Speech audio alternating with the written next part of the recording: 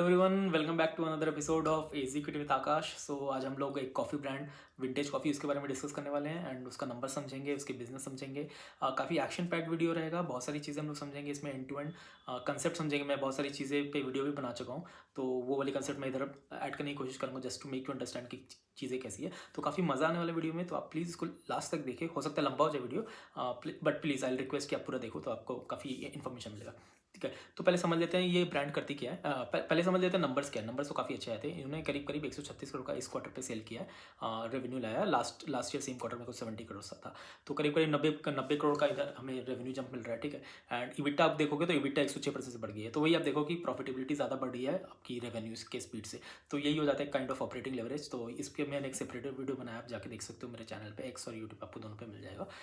तो यही है कि आप वही देखो ना कि आपकी रेवेन्यू ज़्यादा बढ़ी, जिस हिसाब से बढ़ी उस हिसाब आपकी प्रॉफिटेबिलिटी बढ़ी है। आप पैड भी जाके देखोगे तो पैड भी आपका 125% बढ़ा है। करीब करीब पैड इनका आया है, करीब 18 करोड़ का आया है। ठीक है, तो वही 15% का पैड ही लोग मेंटेन करके चल रहे हैं। लास्ट ईयर 8 करोड़ का था, तो 125% का ग्रोथ आया। तो वही ये भी काफ़ी अच्छी हो जा रही है। इसमें भी इन्होंने इंटरेस्ट और डिप्रिसिएशन उस हिसाब से नहीं बढ़ा है जिस हिसाब से इनके रेवेन्यू बढ़े थे। तो ये मुझे काफ़ी अच्छा लग रहा है एंड यही है नंबर बात। बट हाँ, अगेन डिस्क्लेमर, आप कुछ ऐसा बाय सेल रिकमेंडेशन मत लो। आप रिसर्च करो, समझो चीज़ों को, देन आप आगे जाके देखो क्या करना है। ठीक है, अभी समझ लेते हैं ये लोग प्रोडक्ट क्या क्या बेचते हैं। ठीक है, प्रोडक्ट में इनका क्या है ना कि ये लोग 3-4 प्रोडक्ट पे फोकस करते हैं। एक हो जाता है चिकरी। चिकरी पाउडर होती है। तो एक चिकरी एक काइंड ऑफ फ्रूट या कुछ एक वेजिटेबल कुछ एक होती है, उसका ये लोग प्रोसेस करके पाउडर वगैरह बनाते हैं एंड ये कॉफ़ी के संग मिला के बेचा जाता है, क्योंकि कॉफ़ी का भी एक बिटर टेस्ट होता है। तो चिकरी को ऐड करके ब्लेंड करके मिला के बेचा जाता है, जिससे कॉफ़ी का टेस्ट ओवरऑल एनहांस हो जाए। तो ये एक प्रोडक्ट लाइन पे बेचती है। इनका जो ये चिकरी का है करीब करीब 1700 मेट्रिक टन का काइंड ऑफ कैपेसिटी है। ये फुली यूटिलाइज है एंड ये पूरा बिक रहा है। ठीक है, ये एक चीज़ है। दूसरा है इनका स्प्रे ड्राइड कॉफ़ी, और एक है थर्ड है एग्लोमरेटेड कॉफ़ी। तो स्प्रे ड्राइड कॉफ़ी क्या हो जाता है कि ना, आप ये छोटा छोटा ग्रैनुअल पार्टिकल्स टाइप कॉफ़ी रहती है एंड एग्लोमरेटेड कॉफ़ी जो होती है वो होती है काइंड ऑफ, आप समझ लो थोड़ा बिगर चंक्स टाइप की रहेगी। तब दोनों में डिफरेंस है, समझ लो कि जो एग्लोमरेटेड थोड़ी प्रीमियम कॉफ़ी होगी। आप ब्रांड्स जैसे अगर आप रिलेट करोगे तो डेविड ऑफ आपने इस नाम सुना होगा, या आपने स्लीपी आउल, रेज कॉफ़ी, जो आजकल नए ब्रांड्स आ रहे हैं ना, जो प्रीमियम पैकेजिंग ग्लास बॉटल में बना के बेचते हैं, आप उसका देखोगे तो वो एग्लोमरेटेड कॉफ़ी रहती है। एंड जो स्प्रेड कॉफ़ी रहती है, आप समझ लो 2-3 रुपये के सैशे आते हैं ना मार्केट में, नेस्कैफे या ब्रू के, तो वैसे टाइप के ले लो। तो आप खुद ही देखो ना दोनों में डिफरेंस क्या है। प्राइसिंग भी आप मार्केट में जाकर देखोगे तो प्राइसिंग में डिफरेंस आ जाएगा। तो ये लोग इस पे करते हैं। आप ऐसे समझ लो जो spread dried coffee kind of एक रॉ चीज़ होगी। अब इसको अब थोड़ा सा और मैं अच्छा से बनाऊंगा तो ये एग्लोमरेटेड कॉफ़ी हो जाएगी। एंड ये लोग बोल भी रहे हैं अपने इसमें कॉन कॉल और पीपीटी वगैरह में कि धीरे धीरे ये लोग एग्लोमरेटेड कॉफ़ी में काइंड ऑफ शिफ्ट कर रहे हैं एंड ये बेसिकली प्रोडक्ट में शिफ्ट हो रही है एंड इसमें हम लोग ज़्यादा भी कमांड कर सकते हैं। So this is one thing which I like about the company and product miss change and everything. And इसका कैपेसिटी का बात कर लेते हैं। तो इनका भी करीब करीब 6,500 मेट्रिक टन का कैपेसिटी है एंड ये काइंड ऑफ फुल हो चुका है। एंड इन्होंने बोला है कि ये ईयर एंड तक 4,500 5,000 मतलब और ऐड कर देंगे तो करीब करीब 11,000 11,500 करोड़ मेट्रिक टन की कैपेसिटी ओवरऑल हो जाएगी। ठीक है, और मतलब मार्च एंड तक कर लेंगे। एंड इन्होंने एक और चीज़ बोला कि जो ये एडिशन हो रही है एंड इसका जो भी कैपेसिटी यूटिलाइजेशन है विद इन 1-2 मंथ्स, मतलब मार्च एंड तक हुई तो फिर आप 2 महीने ले लो, कितना हो जाता है, अप्रैल में तक 100%, 80, 90, 100% तक ये लोग ले जाएंगे।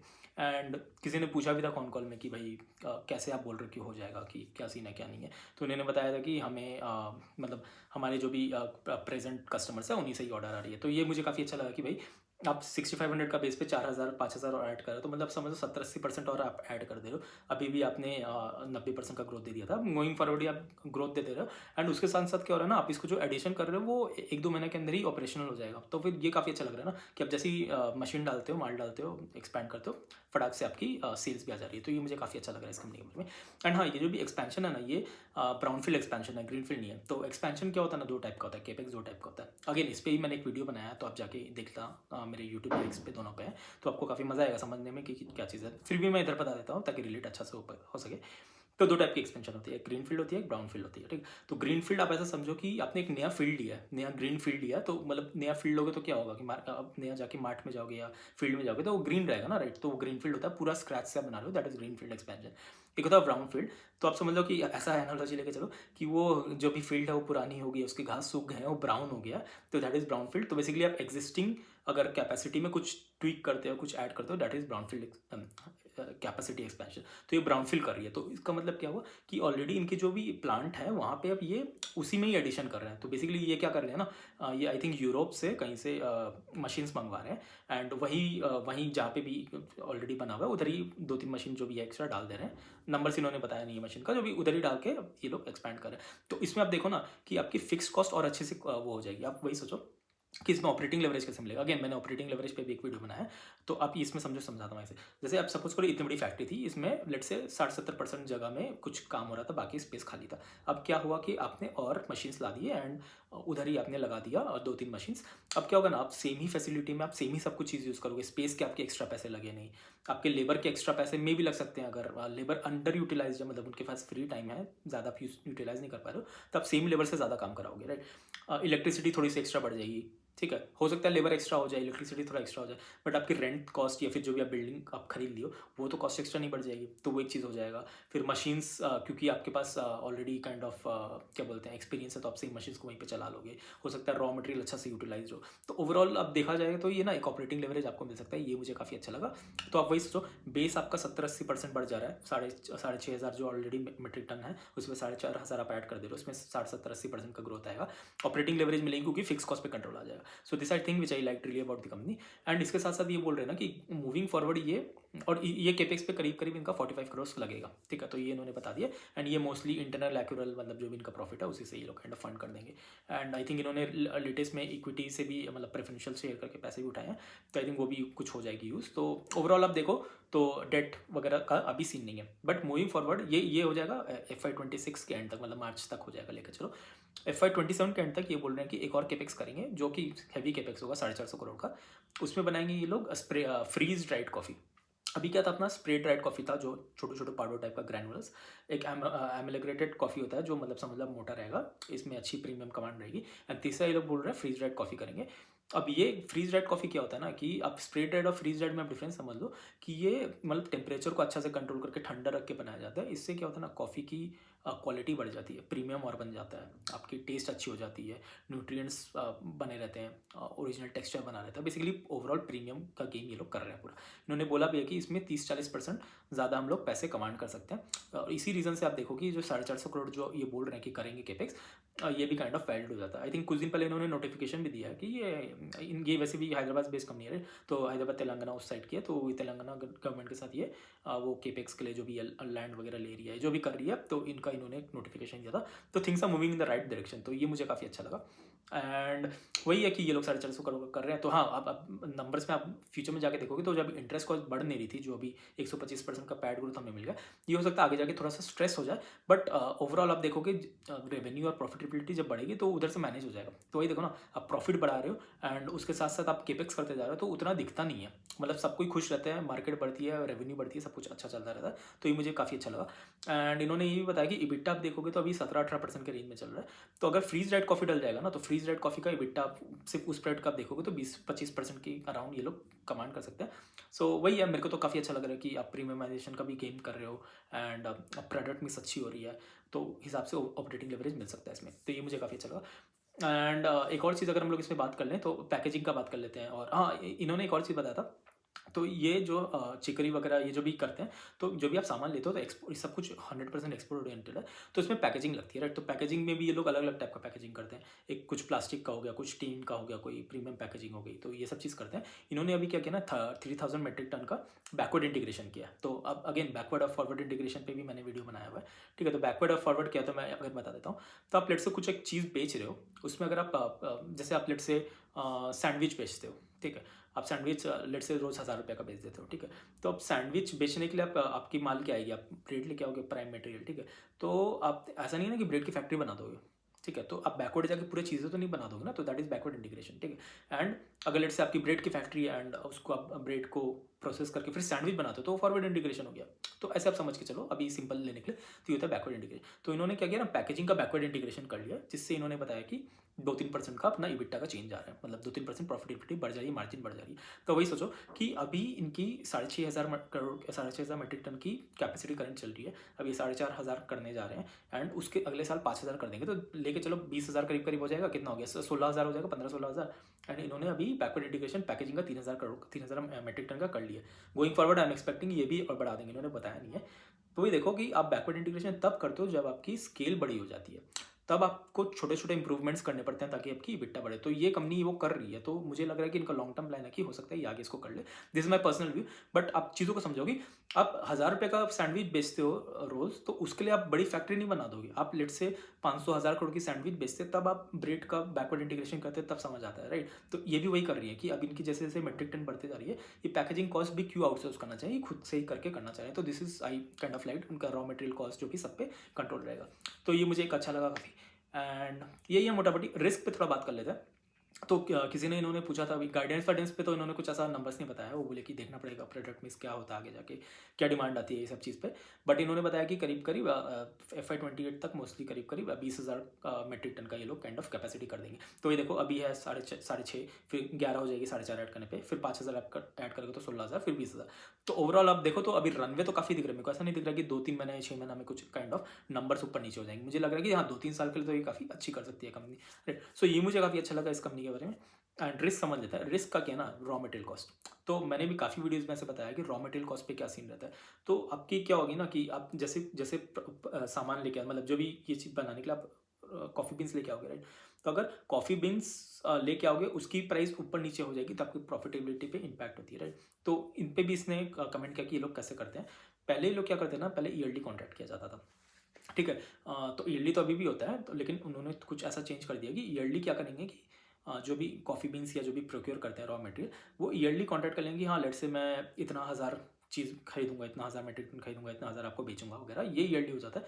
बट जो प्राइस फ्लक्चुएशंस होती है क्वार्टरली वाले, तो ये लोग क्या कर रहे हैं ना, क्वार्टरली हिसाब से ये लोग कॉन्ट्रैक्ट साइन कर रहे हैं कि इतना लेना है, इतना बेचना है सामने वाले को। उससे क्या होता है ना कि price fluctuation kind of manage हो जाती है, आप एक साल पुराने प्राइसेस पे नहीं कर रहे हो।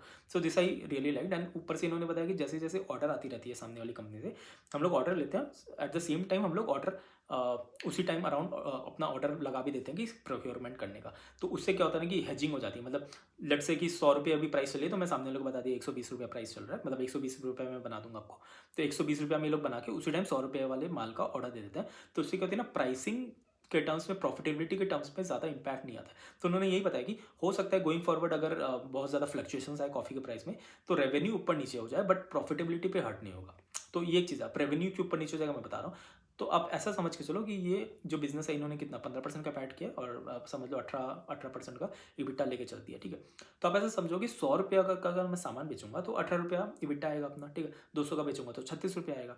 अब लेट से वो 200 की जगह 150 हो जाता है, या लेट से 100 रुपये की जगह 80 हो जाता है, तो 80 का 18% आप कमाओगे, राइट। 80 का 18% कमाओगे, तो 80 का 18% कितना होता है, वो गिर के हो जाएगा मे बी 20%, 16-17 रुपया हो जाएगा। तो थोड़ी सी प्रॉफिटेबिलिटी उधर से गिर गई ना, राइट। तो ओवरऑल प्रॉफिटेबल तो आप देखोगे परसेंटेज सब में 17-18-19% ही चल रहा है। हो सकता है और मे बी कम ही हो गया क्योंकि आपकी फिक्स कॉस्ट बढ़ गई है, तो ऑपरेटिंग लेवरेज आपको नहीं मिल रहा है। बट रेवेन्यू के टर्म्स में रेवेन्यू गिर गई है, बट ओवरऑल प्रॉफिटेबिलिटी आ गई। तो वही यही बोल रहे हैं कि कॉफ़ी के अगर रॉ मटेरियल प्राइसेस ऊपर नीचे हो जाते हैं, तो हो सकता है कि थोड़ा ऊपर नीचे रेवेन्यू हो जाए, बट उसको भी हम लोग हेज करके चल रहे हैं। और अभी काइंड ऑफ काफ़ी स्टेबल चल रहा है अपना सीजन वगैरह, तो गोइंग फॉरवर्ड प्राइसेस मतलब काइंड ऑफ स्टेबल रहेगी, ऐसे ही काइंड ऑफ हिंट दे रहे थे, ठीक है। तो वही है कि नंबर्स यहाँ पे थोड़े से मैनेज हो जाएंगे, ये इन्होंने बताया। बट हाँ ये एक रिस्क तो रहता है, ये हर एक आप जिसमें भी चल जाओ रिस्क रहता है। बट ये रिस्क को भी अच्छा से प्ले कर रहे हैं, मैं बताता हूँ कैसे, आपको समझाता हूँ। तो आप ऐसा समझो कि ये धीरे धीरे प्रोडक्ट में को शिफ्ट कर रहा है। स्प्रेड ड्राइड कॉफ़ी से आप चिकरी देखोगे, चिकरी बहुत ही लो काइंड ऑफ रहती है, तो उनका 1700 मेट्रिक टन है ओवरऑल, 6,500 पूरा टोटल कॉफ़ी का, उसमें भी स्प्रेड ड्राइड कॉफ़ी आप कर रहे हो। एंड धीरे धीरे आप एमलग्रेटेड कॉफ़ी में जा रहे हो, थोड़ा मोटा वाला, और उसके बाद भी बोल रहे हो FDC वाला, मतलब फ्रीज ड्राइड कॉफ़ी में जा रहे हो। तो ये जो भी प्रीमियम प्रोडक्ट्स है, आप इसमें ज़्यादा मार्जिन कमांड कर सकते हो। तो अब जैसे जैसे आप मार्जिन ज़्यादा कमांड करते हो ना, तो ये आपकी जो प्राइस फ्लक्चुएशन, रॉ मटेरियल वाली फ्लक्चुएशंस वाली प्राइस वाली जो रिस्क होती है, वो समहाउ थोड़ा सा काइंड ऑफ स्टेबलाइज हो जाती है। ये आपको एक बार में नहीं समझ आएगा, बट मैं आपको एग्जांपल देता हूँ दूसरे टर्म्स में, मतलब सैंडविच वाला एग्जांपल देता हूँ। लेट्स से आप मार्केट में ब्रेड खरीदने जाते हो, तो ब्रेड आपको मिलती है 50 रुपये की। तो आप ये समझ लो ये आपका हो गया स्प्रेड ड्राइड कॉफ़ी या मे बी चिकरी वाला। आप इस ब्रेड को इसकी तरफ लेके समझ के चलो। तो इसमें क्या हो गया ना कि आपकी जो भी कॉस्टिंग है वो मतलब क्योंकि आप इतना वैल्यूएडेड प्रोडक्ट नहीं बना रहे हो ये वाले में, तो आपकी कॉस्टिंग नॉर्मली रहेगी, 50 रुपये की ब्रेड आ गई, ठीक है। बट आप यही सेम सैंडविच खाने जाओगे मार्केट में, तो हो सकता है आपको 100, 150, 200 रुपये का मिले, लेट से 150 रुपये का मिले। अब ये जो 100 रुपये का डिफरेंस आ रहा है और 150 रुपया भी आपको एक सैंडविच का मिल रहा है, जबकि 50 रुपये में पूरी पैकेट आ जाती है, राइट। तो ऐसा क्यों होता है? क्योंकि क्या होता है ना कि इसमें आप वैल्यू एडिशन की हो, आपने उसमें वेजीज डाली हैं, चीज़ डाली है, बटर लगाया आपने, उसमें मेहनत किया है, फिर आपने उसको बेचा है, राइट। तो अब देखो कि 50 रुपये का ब्रेड अगर 70 रुपया भी हो जाता है, आपकी प्रॉफिटेबिलिटी भी इतनी इफेक्ट नहीं आएगी। आप समझ रहे हो ना मेरी बात को, कि रॉ मटेरियल अगर जो भी चीज़ें अगर ऊपर नीचे हो भी जाती है प्राइसेस, आप प्रीमियम प्रोडक्ट बना रहे हो तो काइंड ऑफ एब्जॉर्ब हो जाती है। हो सकती है ऊपर नीचे 2-3% ऊपर नीचे हो जाए, बट उतनी इफेक्ट नहीं होगी एज कम्पेयर टू अगर अदर कंपनी आप जाके ले लो या अदर सिचुएशन में जाके ले लो, आप सिर्फ जिसमें kind of low margin business या लो प्रीमियम प्रोडक्ट बना रहे हो या बेर मिनिमम प्रोडक्ट बना रहे हो। तो ये काफ़ी इंपॉर्टेंट एस्पेक्ट हो जाता है मेरे हिसाब से समझने के लिए। तो इसी हिसाब से आप देखोगे ना, जो साइक्लिकल कंपनीज होती है, लेट्स से आप स्टील कंपनीज ले लो, या फिर आप बीच में जैसे वो डायमंड वाली कंपनीज आई थी जो जिनकी रॉ मटेरियल कॉस्ट गिर गई थी, मतलब आर्टिफिशियल जब डायमंड आ गई थी तो उनकी प्रॉफिटेबिलिटी ये सब पे इफेक्ट आ गई थी। तो जितना जितना आपका पोर्टफोलियो अगर वैल्यूएटेड पोर्टफोलियो रहेगा ना, प्रीमियम प्रोडक्ट वाला पोर्टफोलियो रहेगा, तो उतना आपके रॉ मटेरियल फ्लक्चुएशंस में आपको ज़्यादा दिक्कत नहीं आएगी। ये मेरा एक काइंड ऑफ टेक हो जाता है काइंड ऑफ बोलने के लिए। तो वही है। बाकी तो आप देखो क्या है इसमें, समझो चीज़ों को। हाँ, एक और चीज़ मैं बताना भूल गया, ये पैकेजिंग पे भी इन्होंने बताया था। पहले ये लोग बल्क पैकेजिंग करते थे, अब धीरे धीरे इन्होंने शिफ्ट कर लिया अपना पैकेजिंग को भी, शिफ्ट करके ये लोग कंज्यूमर पैकेट्स भी बना रहे हैं 10 ग्राम 100 ग्राम वाला। तो इसमें आप काइंड ऑफ समझो कि काइंड ऑफ B2C टाइप का हो गया, यानी ऐसे इन्होंने हिंट नहीं दिया B2C का, तो काइंड ऑफ ये ऐसा हो गया। तो इसमें भी आप अच्छा से काइंड ऑफ मार्जिन कमांड कर सकते हो। B2B बल्क परचेज में क्या होता है कि आप मार्जिन एक लिमिटेड ही लगा सकते हो, बट आप पैकेजिंग छोटा करके वैसे डिस्ट्रीब्यूट करोगे तो आपका हो जाता है। ये आपका भी 50-50 है, बल्क परचेज और कंज्यूमर पैकेट्स में 50-50 है। तो ये मुझे काफ़ी अच्छा लगा कि overall things are moving in the right direction. ये अपना पैकेजिंग को चेंज कर रहे हैं, बल्क से वो उसमें जा रहे हैं, प्रीमियम प्रोडक्ट्स बना रहे हैं, केपेक्स चल रही है, एंड इसके साथ साथ इनकी कैपेसिटी पूरी यूटिलाइज है, डिमांड लेड केपेक्स है। एंड वही है कि रॉ मटेरियल के प्राइसेस को ये लोग काइंड ऑफ हेज करके चल रहे हैं, जैसे ही ऑर्डर आता है वैसे ये लोग कर देते हैं। तो ये सब आप ओवरऑल जाके देखोगे ना, ऑपरेटिंग लेवरेज मिले, तो ओवरऑल जाके देखोगे things are moving in the very right direction. एक और कंपनी है CCL प्रोडक्ट्स करके है, ये इसकी बड़ी कंपटीटर है, वो आई थिंक इससे 5-6 टाइम्स बड़ी है, तो उसको भी हम लोग एक दिन कवर करेंगे। बट अभी तो फास्टेस्ट ग्रोइंग ये है, वो भी इनफैक्ट अच्छी ग्रो कर रही है, बट अभी तो फास्टेस्ट ग्रोइंग विंटेज कॉफी दिख रही है। तो overall on that note let's keep it here, काफ़ी लंबा वीडियो हो गया है। बाकी अब देखो समझो उस चीज़ों को क्या है। मेरे हिसाब से तो मैंने बहुत काफ़ी अच्छा वीडियो बनाया है, काफ़ी इसमें इन्फॉर्मेशन डाला है, बट अगर आपको फिर भी कुछ कन्फ्यूजन लग रहा है तो please let me know in the comment box, and I will see in the next video.